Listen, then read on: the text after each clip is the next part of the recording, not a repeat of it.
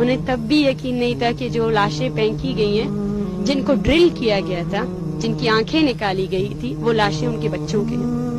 اور پھر ایک غیر انسانی عمل یہ تھا کہ وہاں ایک فارم تھا جس پہ یہ لکھا تھا کہ آپ یہ ایکسیپٹ کریں کہ آپ کا بیٹا لاپتہ نہیں تھا، آپ کا بیٹا دہشت گرد تھا۔ حالانکہ ان کے بیٹے کی لاپتہ ہونے کی گواہی صرف بلوچ نہیں، پورے اسلام آباد دیکھ رہا ہے۔ جو بندے وہاں آئے انہوں نے ان عورتوں کو دیکھا کہ وہ وہاں موجود تھے۔ اگر وہ وہاں موجود تھے اور وہ یہ کہہ رہے تھے کہ ہمارے بیٹے لاپتہ ہے، تو وہ کس شرط پہ آپ نے اس کو دہشت گرد قرار دے دیا؟ میں اس تکلیف کو بیان نہیں کر سکتی، لیکن ایک چیز میں نے دیکھی، جب ان ماؤں کو یہ کہا گیا کہ ہم یہ لاشیں نہیں دیں گے، تو انہوں نے یہ کہا کہ ہم اپنے بیٹوں کی لاشیں اس شرط پر نہیں لے کر جائیں گے کہ آپ ان کی لاشوں کو بھی انصاف نہ دیں۔ ہم گواہ ہیں کہ آپ 40 گاڑیاں لے کر آئے، آپ نے ہمارے بیٹے کو گردن سے پکڑا، اسے مارا اور اسے گھسیٹتے ہوئے لے کر گئے۔ ہم اب